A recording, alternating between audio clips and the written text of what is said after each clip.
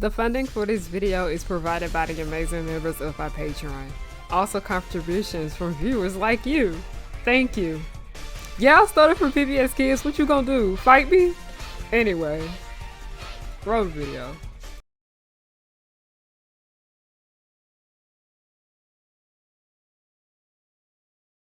In January 2026, Letterboxd sent an email to its users about the highest rated movies on its site.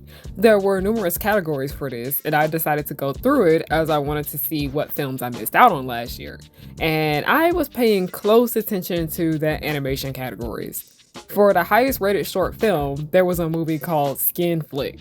And right away from the art and the name, I was like, what is this? Then I read the description of it. A porn actress stars in the devil's cannibal snuff films in exchange for flawless skin. While luring a runaway bride to the studio to devour her on camera, she begins to develop feelings that will disrupt the devil's script. This sounds wild. I have to watch it. And I really enjoyed it, but I had so many thoughts and opinions about it that I decided I wanted to move forward with a review and an analysis. But then I watched it again. There was a scene that caught my attention that made me do a double take, and it's the scene where the character Lucifer smacks the character Gasoline against the window of the car when he is talking to her in her ear. This moment made me realize that there was so much more to this film than I thought, so I started it over from the beginning and paid closer attention to the dynamic between the two. After the second viewing, I had so many thoughts, but also so many questions, and a simple review video for Skin Flick was not enough because not only did I want more people to watch this film, but I also just had so much more to say about it. So I did a thing.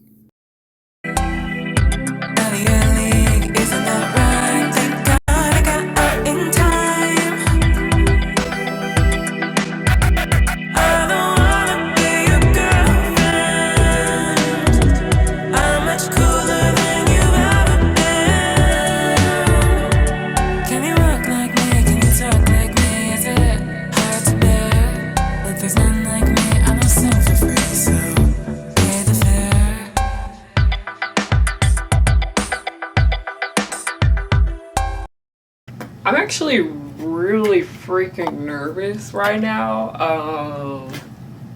Hello everybody.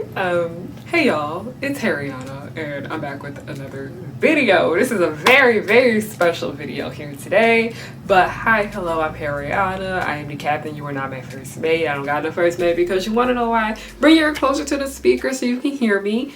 No one's worthy being the first mate. Hi, hello. I cannot say the rest of my introduction for this video because my main niche kind of has little to do with what we will be here today for. But this is just something I was really, really passionate about. It is something that I was really, really interested in. And I was like, you know what? I'm going to make an exception. And I've been making a lot more exceptions this year in general because I have been wanting to talk more and more about indie productions that I really, really enjoy. And today we will be here talking about Skin Flick. So what exactly is Skin Flick? Skin Flick is a short film about 3 different people. Well, 2 people. I wouldn't consider one of them to be people, but it focuses on Gasoline, Lucifer, and Bridget. Gasoline is this genderless, feminine presenting being. Lucifer is the man that is in charge of these, you know, X-rated films that Gasoline stars in where she eats people, specifically men. And for the most part, Lucifer is what I would describe to be a pimp. I'll put a pin on that. We're gonna bring that back up later. And then we also have Bridget. Bridget is a closeted lesbian who is basically running away from her wedding because she don't want to marry that man. She don't. As I mentioned in the opening, that I did watch this movie around January, and I decided that I did want to talk more about it because I really, really enjoyed it. But then the video, you know, it took a turn because I was like, wait a damn minute. So around the time of when I decided that I wanted to make the review of Skin Flick, I had recently written an essay that I had published on my Substack, The Black Natalie Sanker, called He Beat Me and I'm Tired of Pretending He Didn't. What that essay focuses on is about the that I suffered from one of my classmates for a few years of my life, and how that situation that I was in still affects me to this day. Because of me writing that essay, it was really like fresh on my mind, and when I rewatched Skin Flick, this was something that I really noticed was a major theme in this production. And just a warning, if you want to watch this film, I recommend you pause this video right now and then go watch it, because everything else is just spoiler nation. Because I was just so interested in Skin Flick and there was just so much that I wanted to learn more about, I decided to, do some research. But I realized that I was not finding anything. I wasn't finding no interviews. I was able to find some stuff here and there, but pretty much all the information that I was looking for, I couldn't find it. So you know what I did? You want to know what I did? Guess what? We have some special guests here today. Go first. Hi, I'm Daniela Del Castello. She, they.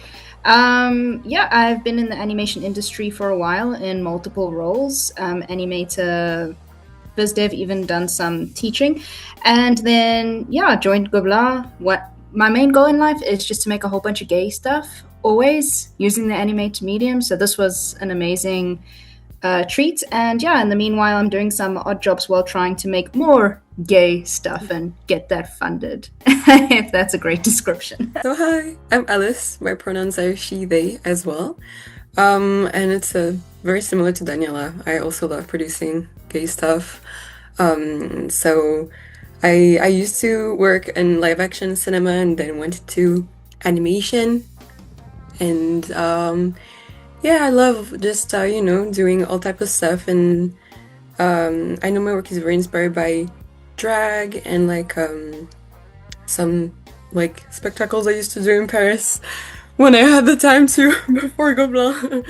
And just a big part of my life, and it's also my goal to keep on making that type of media, because it's the type of media that brings me a lot of joy and hope, for just the community. And You said you did live action film, but then you went over to animation?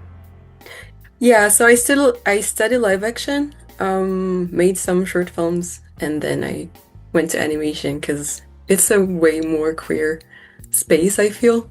I'm Olive Sue, pronouns are she and her. Honestly, I've just been studying at Gobelins, and I've only been about animation for the past 6 years, and I don't know, I just really like fun cartoons and colorful things, just like Skin Flick, and I just want to keep working on stuff like that. It's fun and it unites more. Bruno, I'm Brazilian American. I've been working professionally as an animator for since 2020. I worked quite a bit in the Atlanta area and then in Austin, Texas, for some studios around there. And then I came to France to learn more about the French animation industry and a bit how they work there. And then I ended up joining the movie because a lot of the movie's inspirations were things that I really enjoyed, from Brian De Palma to Thelma and Louise to Gregoraki, all were things that really called to me. So yeah. My name is Louise. I am 28 years old. My pronouns are she, her. My journey in animation are very chaotic because I jump between bartending and drawings and animation, and it's just like that. And my purpose is just doing fun story with doing something fun but having something deep to say. So Skin Flick, it's perfect for that. Yes, I did reach out to the crew of Skin Flick because, you know what, go directly to the source about this. Go directly to them, ask them the questions, do what you gotta do to get to the bottom of this. So as we had got to talking, I wanted to, talk about how did this story come about? Who came up with the idea?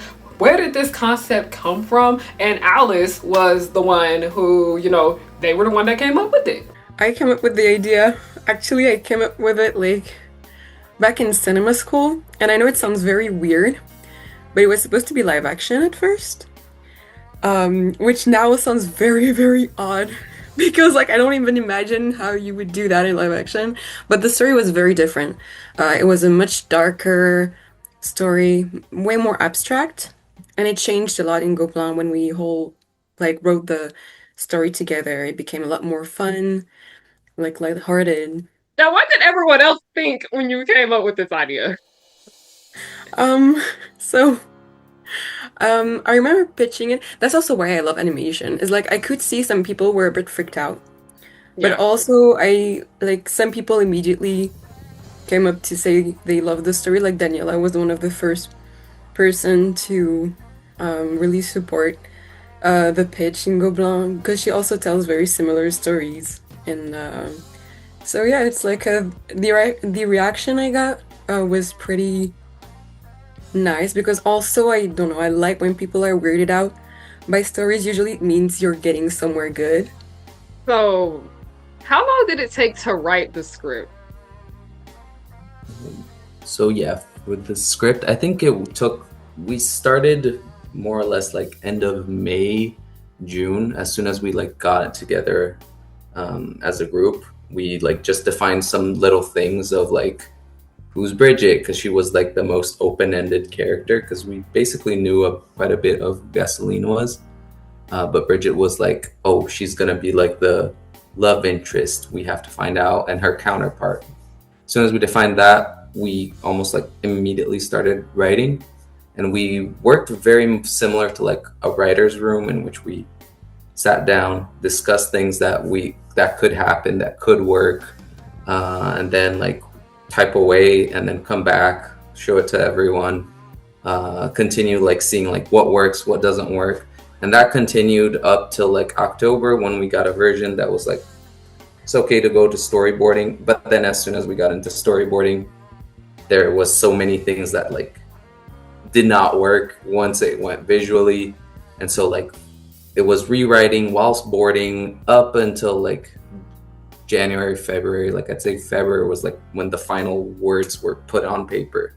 And it's very interesting to say because as I was talking to Alice and they were saying that they were the one that came up with the idea for it, it was something that wasn't just like made off the fly. Like, you know, like in 2025 when the film came out, like it came out at the end of 2025, literally the day before my birthday. This had been an idea that had been in the works for like some years now. Okay, so y'all started in 2024? So technically it started even before that. Wow. Like the idea was like maybe 2021, but that was very different. So I don't know if that really counts as writing. Just how Gobelin is structured, so you know, and so other people know if they ever enter that school.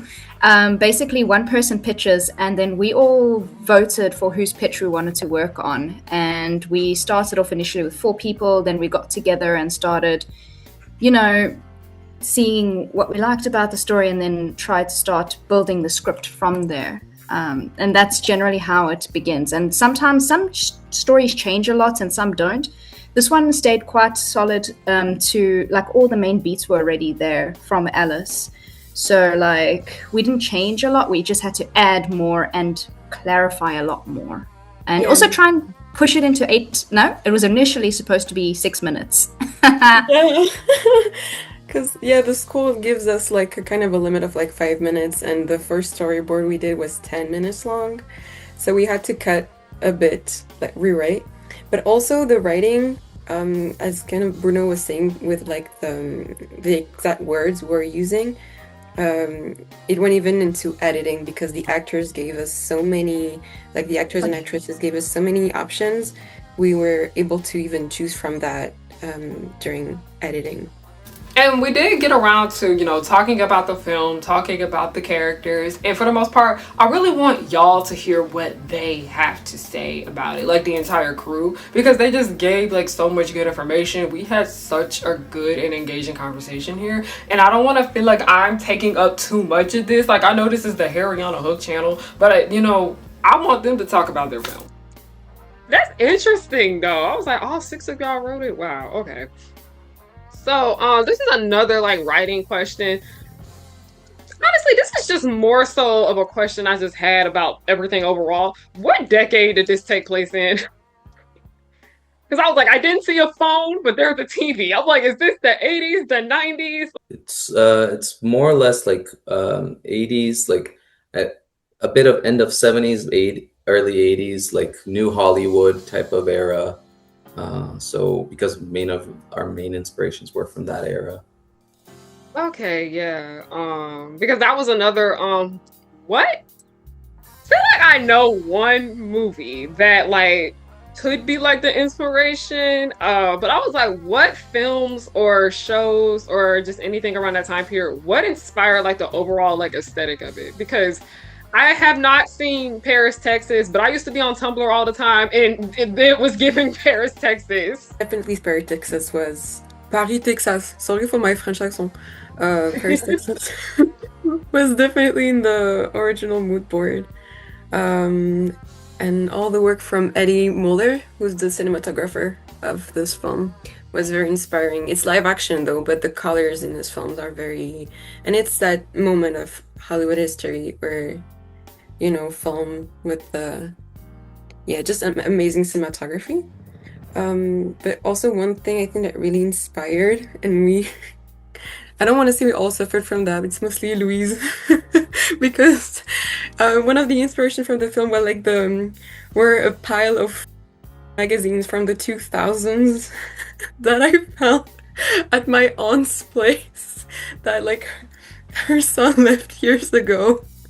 And so actually I did a little project on the first year of master with those, and they were a big part of the inspiration for well, the art direction for Skin Flick and just the vibe. So it's very like campy, sexy, colorful, a little bit creepy also, because those were not just regular magazines, they were a bit like edgy. So I did ask about the character inspirations, especially when it came to Gasoline. Thing we don't often get the time to mention, but one thing personally that really motivated me to tell this story is that I have the deep belief that as a society and as consumers of media, we often don't even respect the fictional women we see. Like the image of women is something we do not respect, and I think there's a direct link between the way we treat real women and real queer people with the way we treat even cartoon characters. And so yeah, it was a big part of this. So to me, like the love I have for characters, like for Gasoline Bridget, is like not the love I would show to real people because it's not the same, but writing the story, and I think it's something we all had in mind. We wanted to respect our characters the way we'd respect real women, because yeah, it's just a very important thing to do when you're writing. And when it came to Gasoline, I'm gonna be honest, she reminded me a lot of Megara. She reminded me so much of Megara from Disney's Hercules specifically. And that was funny because when I did talk to the team, they did say that like, oh no, people did point that out to them and they were making like little memes about it and all of that, which was funny. But I did get to talking more about, you know, who were Gasoline's like, you know, inspirations. What are the inspirations for Gasoline? Oh. Like who like inspired her? So it's multiple people. Her as maybe a concept, like as a man-eating monster who looks like this very attractive woman. The concept is really very much inspired by movies like Under the Skin by Jonathan Glazer, Jennifer's Body, also. I was thinking that one. Kusama, of course. So also films with like Scott Johansson and Megan Fox. So it's like, you know, women who were both very abused by the industry. And so it's mainly those women, so a lot of them, women who were abused for their image by the cinema or just the media industry as a whole. Maybe the biggest inspiration for Gasoline was Pamela Anderson. I love Pamela Anderson. Yeah, definitely Pamela Anderson. You know, like also it kind of coincided with the moment we started writing when she, you know, she made a documentary about her story or own side of her own story that we didn't really hear before. So it was kind of, you know, I feel there's just we're in the moment where bimbos are just talking of their experience, I just love that we're right in the middle of that. So yeah, it's a lot of these women, Pamela Anderson, Anna Nicole Smith, also French ones, maybe that not the world knows as much. There's Loana. She died very recently, so it's also important to mention that she was a French star of reality TV, and she was very much abused by men in real life and by the French media. Even Nabila and like, you know, bimbos overall. Even just even going back to like Marilyn Monroe, even earlier than like the 90s or 2000s. Yeah, it's them, and also in animation, of course, it's very obvious. Jessica Rabbit was a big inspiration for Gasoline because they're kind of the same concept, trying to be the image of the unattainable standard that we set for women in media. And I don't know what the exact sentence she says is like, it's not my fault. I was drawn like this. Gasoline is the same. It's like she's been created like this. So yeah, these are the main inspiration for Gasoline. Okay. She honestly, have y'all ever seen Hercules? Like the Disney Hercules? She reminded me of Megra. Yeah. Yes. Same. Yes. And so our film, we realized that later on, our film is Hercules, but gay. I mean, Hercules is very cool. But like Hercules is basically Bridget and Megra is Gasoline. We have an awful edit that we made of like the costumes of Bridget and Gasoline, like photoshopped onto Hercules and Megra. I just want to make a little note. During the production, we did have a list of merch that we were dreaming of making, and one of the items was a fidget Bridget toy, just like the Hercules toy that kind of pumps up with all of the muscles. And it's interesting that Pamela Anderson was brought up because it made me sit and think about how there are just so many women that are in the public eye that just get treated like, like shit. Because, I think about like women of color that this has happened to. I think of, Dorothy Dandridge. I think of Aaliyah, and Aaliyah didn't even live to see 23. And y'all know who I often talk about here on my channel, like a woman that was like, treated like shit and died very, very young. And, they just displayed her body for so long, who is Sarah Baartman.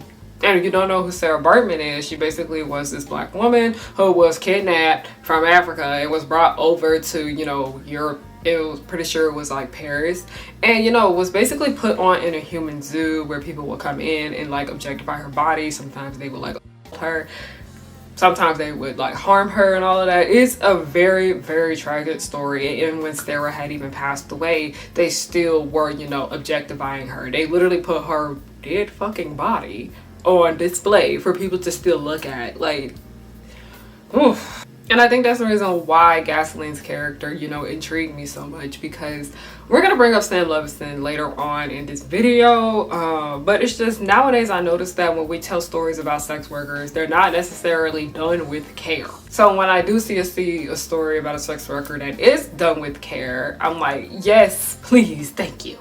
Next, when we got into Lucifer, I wasn't necessarily shocked when I found out that Harvey Weinstein was like, one of the inspirations for him, because that's him right there. But it makes me think about how there are just so many other men that work in the entertainment industry that aren't too far off from him. But, we think straight of Harvey Weinstein because he's one of the most prominent faces. The main inspiration was Harvey Weinstein, I think.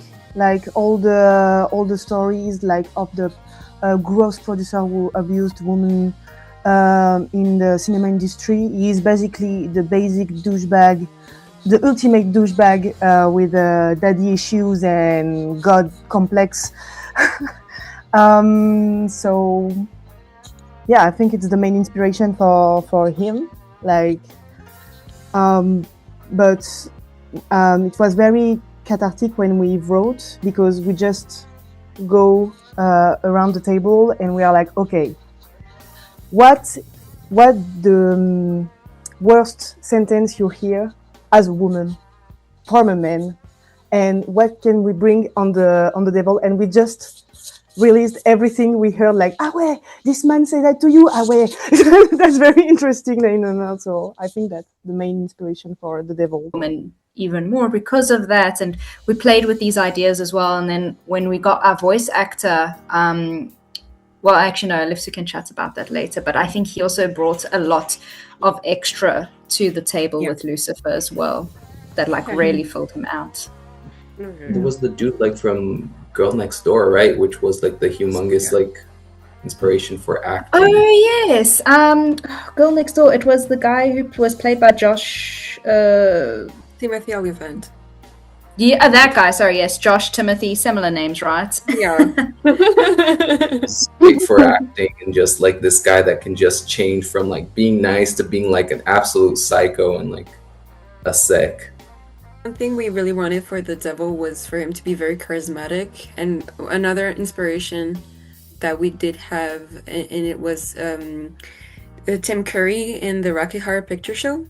Like the whole film is also an inspiration for Skin Flick, like the campiness, the B movie aesthetic, and so yeah, that was definitely also a big inspiration. I know I can sit here and talk about, I can sit here and talk about Chris Brown. I can sit here and talk about Dee Dee. I can sit here and talk about like, even I can sit here and even talk about Russell Simmons. But I specifically want to talk about The Dream. And that's because a few years ago, if you guys are familiar with my channel lore, I used to play a song on my channel all the time called I Love Your Girl. And it was by the artist named The Dream. And I Love Your Girl was a favorite song of mine growing up.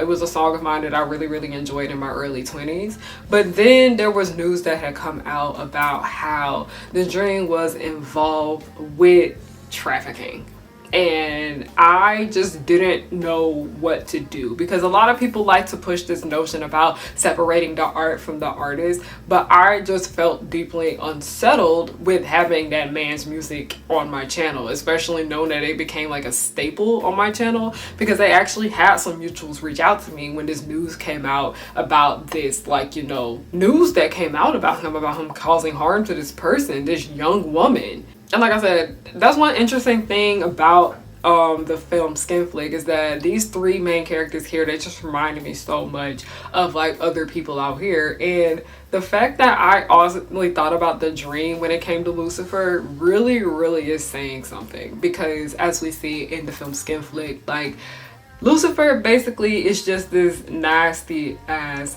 man. He takes advantage of gasoline. He makes her do all this stuff. Like, they have a very, very unhealthy and codependent relationship. But it's very clear that he is the here. It's very clear that he has something over her, because he's making her do all, he's having her work for him in order for her to keep this beautiful skin that she also desires. And that is what was going on with The Dream. There was this young woman in her early 20s. She desired to be a musician. She wanted to work in the entertainment industry. I think specifically like the music industry. And while she was working under him, I'm pretty sure she was his protege, and he just was hurting her. And then when we got to Bridget, and I would say that Bridget honestly reminded me a lot of, Megan from But I'm a Cheerleader. And I love But I'm a Cheerleader. It's such a cute film. Because that gets into my next question. Who were the inspirations for Bridget's character? Because I'll say who she reminded me of, but okay, have you ever seen But I'm a Cheerleader? Yep. She reminds me of Megan. She reminds me of Megan from that movie. Love that movie. Yeah, it's a great movie. She was a big inspiration. Of course, also Gina Davis in regards to attitude, especially when she plays Thelma. We used a lot of also attitude, because she looks like Gasoline when I talk about Dolly Parton, but attitude, she's very much like Bridget, even from the way she talks and acts. And also just the choice of a Southern accent was also something from the very beginning when we would pitch her. We started doing that from the beginning, because at least from experiences I've had of hearing from friends that were from Louisiana or some place like that, in a small town in which they know that there's something wrong, that they need to find something that's in them, but they can't really tell because they live in the middle of nowhere in the south of the US. So I think that already brought a strong image of who this person is since it's a short, we don't have a lot of time to say who they are. So yeah. Yeah, and I think one thing that we don't want to out anyone, like, obviously, like, you keep everyone's stuff private, but all of these characters also have a lot of personal stuff in them from the authors, from the even actors and stuff like that. There's a lot of experiences from there that has been driven into that, and that's probably why you say you feel like you do feel the stuff that Bridget's gone through. People feel like she's a person. People feel like Gasoline's been through this abuse. There's a lot of I think with writing, it's always important that we also just from the reality of this lived experience that someone's had, and those then get mixed with like character writing. And I mean, yeah, we can also like certainly talk about also like how Bridget looks, because we took a lot of inspiration from like rugby players, like wrestlers. She looks, yeah, she's supposed to be like the very opposite of what like Gasoline is supposed to represent, of like what cinema wants, I guess. Yeah.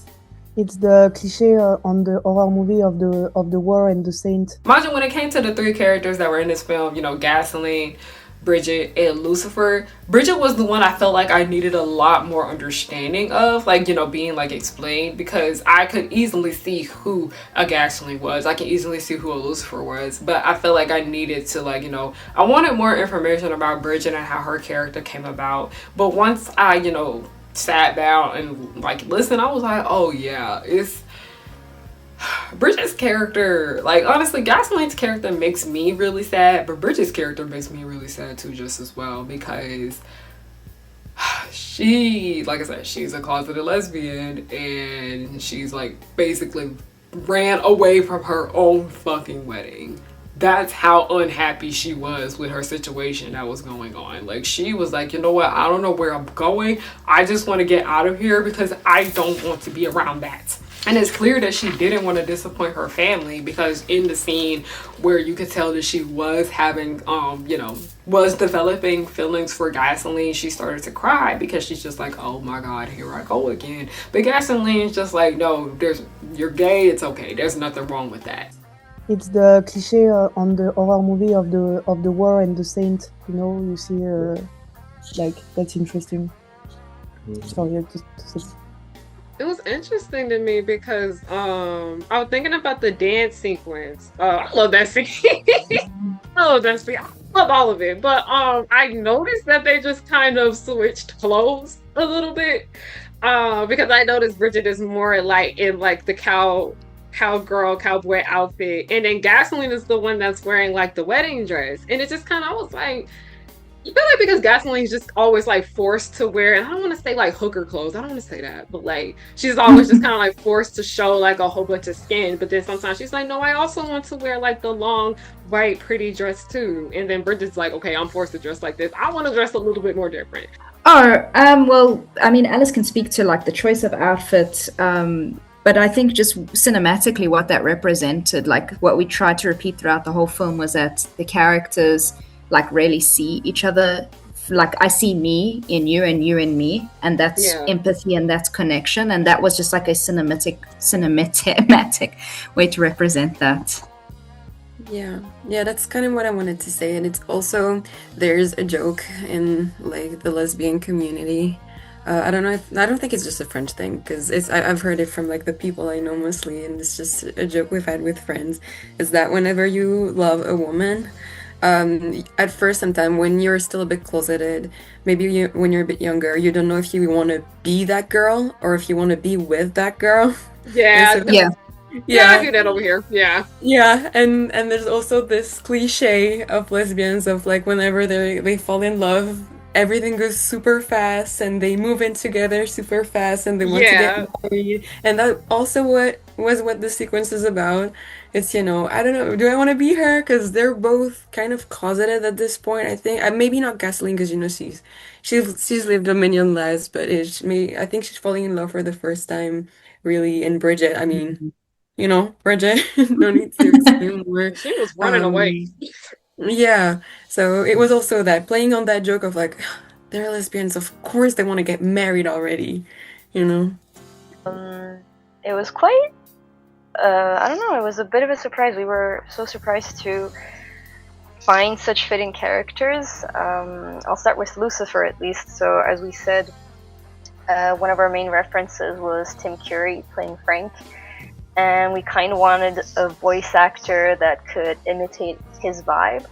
And one day Alice was scrolling through Instagram and came across this podcaster named Daniel Lee, who was actually making a really good impression of Tim Curry. And so honestly, we just messaged him and asked him if he would be down to just participate in the movie, and he was really excited. So he said yes immediately. We were really, really lucky with that. Bridget, I think it's like, at least it was already your friend that you wanted to cast. And that was it because Alice has a friend named Natalie, and with a bit of backstory, they both performed in the Rocky Horror Picture Show that's in Paris. Wow. And she's from Texas as well, so we were like, oh, that's perfect. You know, we wanted a Texan accent, and she's almost like, she has acting experience and everything. Yeah, I mean, like all of our characters almost found their perfect match. At least we were very lucky with the two first characters, and Gasoline was the last one to be casted. We didn't have anybody in mind or didn't know anyone as well, so also to give a little bit of information about how the school functions. Every year you have many voice actors participating in the movies, and there's some sort of an archive that the school provides, you know, so that maybe we can contact some of the old voice actors who are willing to participate again in the upcoming years. But, you know, Gasoline, we really wanted someone that had that Valley Girl accent, kind of like a raspy voice.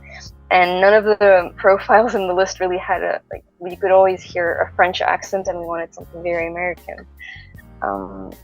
And also, the deadlines were coming up really close for finding the voice actors, but luckily, so we also work with this production class while we do our Gobelins master film.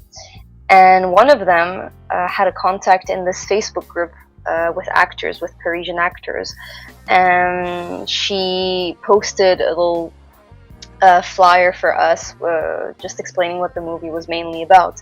And we got so many applications all at once, and yeah, I mean, that's how we found Lisa, who came to the school and did a little interview with us, with Daniela, Alice, and I actually, and we immediately matched, and she was really, really perfect for the job. She had experience acting in French roles and also American roles, and she had this huge versatility and the accents and the voices that she could make. So yeah, I mean, I think we were very, very lucky with the casting, and also, I mean, two of the voice actors are queer also, like Bridget and Natalie are queer, and it was almost like them matching, and it was really nice. I have a question about Lisa. Is Lisa French? I think she's French American. She's well, she's lived in France, then lived in San Francisco, and then back in France. Okay, because I was like, she sounds like a perfect California girl. I was just like, I was gonna say that's a great accent. Oh, that's because she was over here at one point. Okay. Oh yeah, and she also lived in England for a bit as well. She's well, she's everywhere.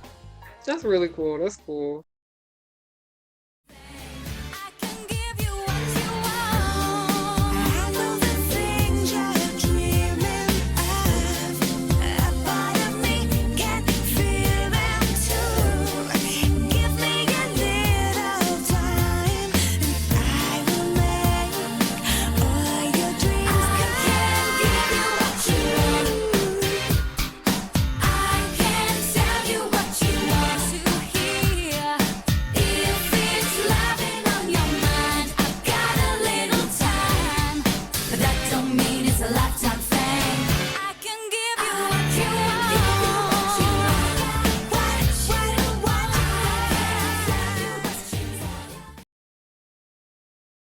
And here I want to get into talking about, you know, Sam Levinson.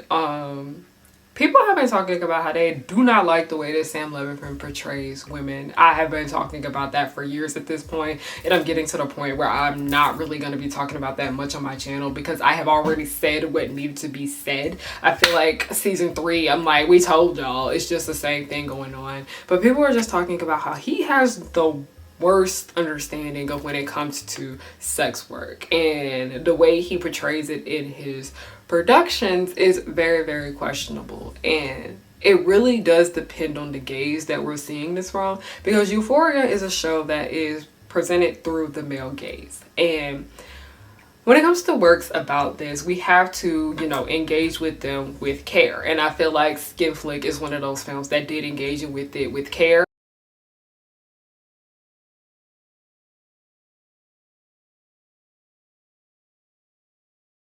It's always the same mechanism, like talent or power or excuse the abuse. But you have this story like during a long time ago, like when you see the antique Greece, like literally all the mythology of the antique Greece is like woman being abused by a god.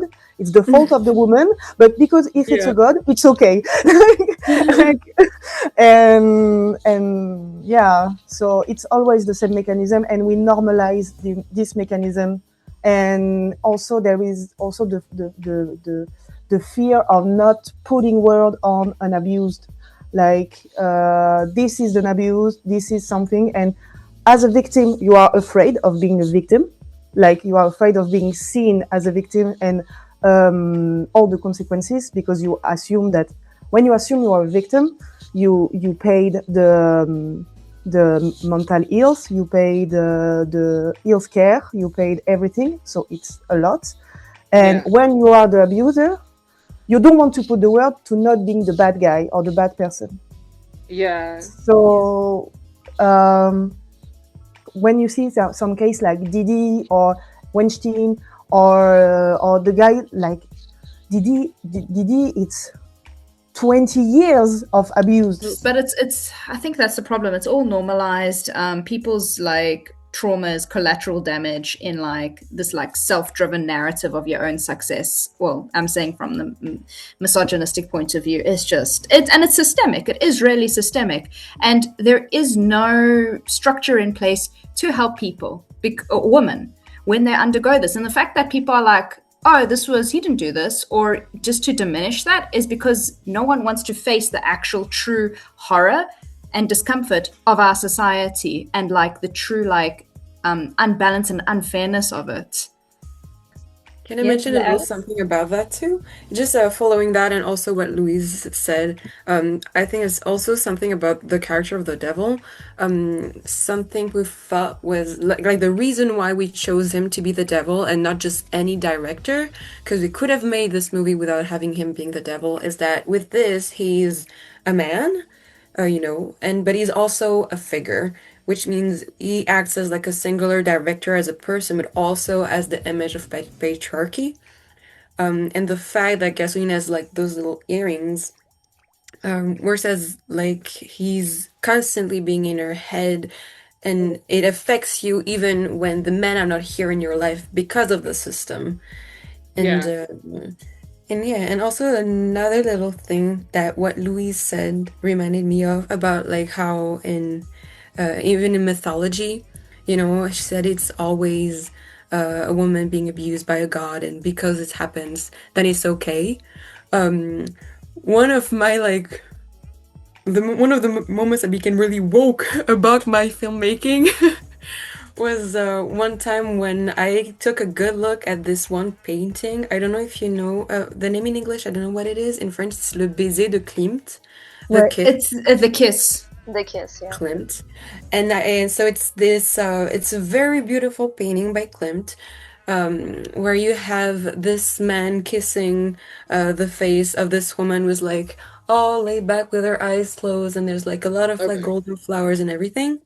And I remember it's one of the most marketed pictures in the history of art. It's on mugs, it's on bags, it's pretty much everywhere. And I remember once giving it a good look and feeling a bit uncomfortable for some reason. And when I did a little bit of research, I realized something I did not know. Maybe people know about that. It's actually the story of Daphne getting abused by Apollo. Wow. Like he is running after her. She does not want to have anything to do with him. And so the picture shows the moment of the story in mythology where she just turns into a tree because she just doesn't want to bear his attack. So she'd rather, and she's like at the top of a hill. You can see on the painting that there's no ground at some point because it's like she couldn't run anymore. So she'd rather die and turn into a tree than live what's going on. So it's an aggression. This picture is an aggression, and it's been Yeah. marketed as like the image of love in painting, and that made me so mad. And I also there's a very very good book in France by an author. Her name is Iris Bray. The name of the book is Le Regard Féminin, is the feminine gaze. So it's not exactly the female gaze, because I know usually on the internet we talk about the female gaze compared to the male gaze. I think feminine is more, it makes more sense to me than female, because again, female is very biologic, feminine is more about gender. So it's not just only like biological cis women. But anyways, and in her book, she talks about the difference in the treatment of women when they're treated as objects compared to subjects, and how just seeing the gaze of a feminine character can help them make them more of a subject. And so that's also something we kept in mind when writing Skinflake, even through the storyboard, to keep our feminine characters active, which is very hard to do when you're talking about sex. We were all very weird to make something where we would objectify our characters too much and make them victims of our own look onto them. And so there's a whole link between all those things and how we chose to tell the story, because it's a hard story to tell when you know the history of cinema and of objectification of feminine figures. The devil is very dependent of gasoline because of that, because she is a projection of his own desire, like to seduce other men and being accepted by other men, because the obsession of masculinity is being accepted by other men. Like it's really like stay on the cage, stay with other men, like protect the other men, and it's a real obsession for the devil, and so it's why you need gasoline. Towards the end, he reacts almost like he was like cheated in a relationship, like even though they're just business partners. We have like a stop during one moment, and we are like, my God, it's a feminicide, but in a cartooning way. Like that's so weird. Like it was just like he cannot deal the fact that she wants to leave him. He cannot say, like, it's awful. Honestly, Daniel saved the character because he is awful. Yes, he did.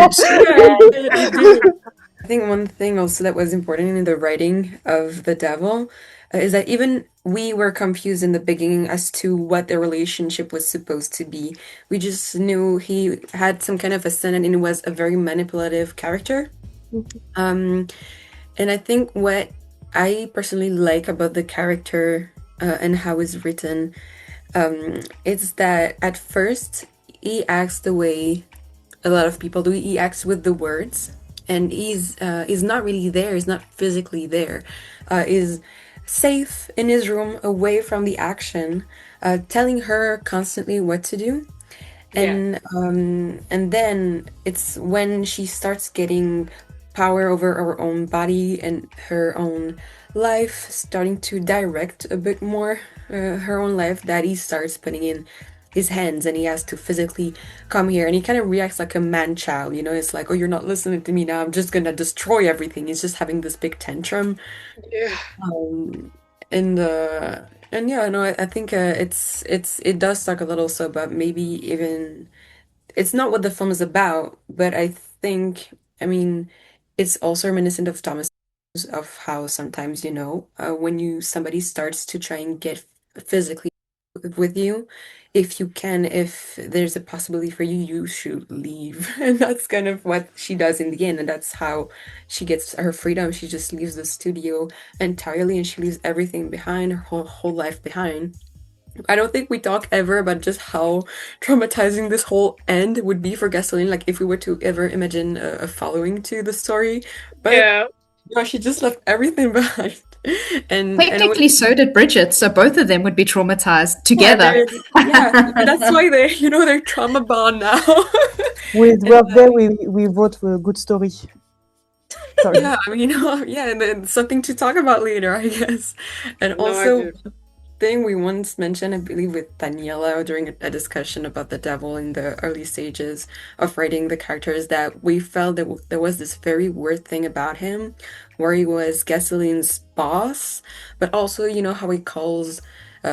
She calls him daddy. It's like he also is kind of like a father figure, and then he says like, "Oh, you cheated," so they're like kind of in a relationship you don't really know, and it's like this very weird thing that I think many people can relate to, of like just, you know, the patriarchal power applying itself to you. It's more like, I would say, liberation from homophobia, I'd guess. Okay. You know, I think if we really had to boil down the theme, it's love, empathy, and self-acceptance brings about liberation. And you know, both of these characters are captured in these cages. Like Bridget's captured in this cage of like marriage and homophobia and this stuck world. Like Gasoline's captured in this abusive cage and this like cage of sexuality. And then like them finding each other, seeing each other, respecting each other, having empathy for each other, that then gives them the power to escape to freedom. Yeah. So I'd say that is like, and then obviously there is like the interrogation of the queer gaze, the interrogation of the feminine gaze, you know, interrogation of misogyny. All of these are linked to that larger thing. Okay. So you say a major theme of it would be freedom? Yeah, it's a rebellion story. So yeah, or yeah. Wait, I maybe have one last thing, because I've been thinking about it after the presentation of Gasoline. Of one thing I think is very important about her that I didn't think of mentioning because I didn't really prepare. I'm sorry. But one thing I think we also really wanted to show through this character, and also the reason why she's a blob underneath, because the design of the blob was mainly Daniela and Louise who worked on it, and the challenge was to make make them a very kind of genderless character in the end, because we wanted Gasoline to not only be relatable for, you know, cis white women, because her skin is not her, and that's kind of the whole point of the character underneath, because, you know, we had this little backstory of maybe, you know, she was an actual human before, but we do not want to stay open. We want to stay open about who they might have been in a past life, and the fact that the blob, Gasoline as the blob, has no real gender. So Gasoline with her skin is not a cis woman. She might look like it, but she's also very much inspired by drag queens and trans women in general.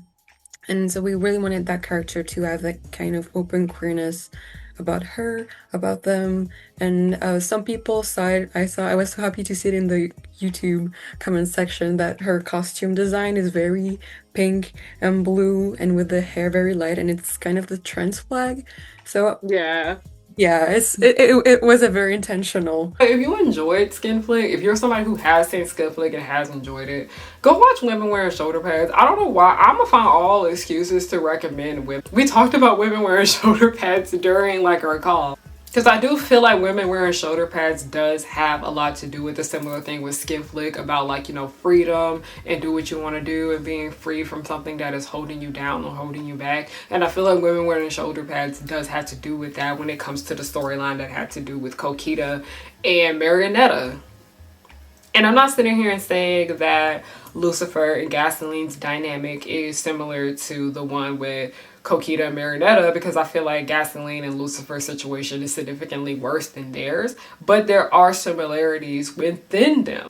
I'm not going to spoil Women Wearing Shoulder Pads because that is something that I genuinely do want people to check out. And I do want y'all to check out Skin Flick too, even though this entire video was loaded with spoilers for it. Special thanks to the crew of Skin Flick that you are created. Thank you for everybody that sat here and watched this. I would not be able to, like, you know, make these type of videos without y'all. I really do appreciate y'all. That's why I literally end all my videos with the thank you. That was Skin Flick. It was a lot. I'm really emotional right now making this video because this is a project that actually means a lot to me. I didn't realize that it meant a lot to me until I sat down and got here on camera and discussed it. But yeah, Thank you and goodbye. I'm out. But yeah, if you haven't checked out Skin Flick and you are grown, because this is something that is strictly for the grown folks, check it out. You might enjoy it.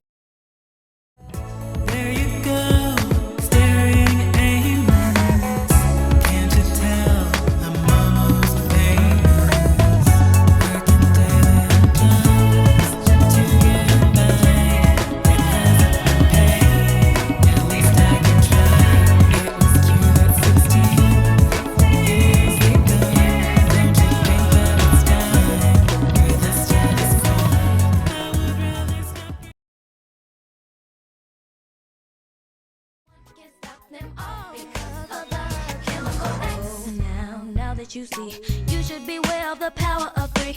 They come to fight as fast as they can. They're dangerous yet fabulous. Because the Utonium made them eschew.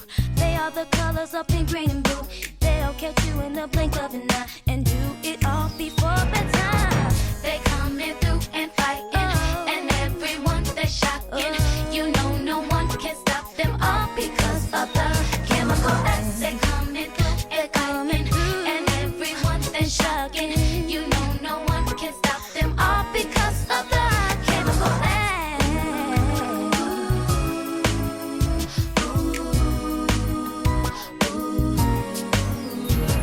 The Powerpuff Girls will just blow your mind. Buttercup like villains 3 at a time. Bubbles will smile while kicking your butt, and Blossom will lead them out of their rut. Cherish and Powerpuff, 2 of a kind. Both wanna save the world before bedtime. From Townsville, Memphis, New York to LA, the Powerpuff Girls are just here to stay.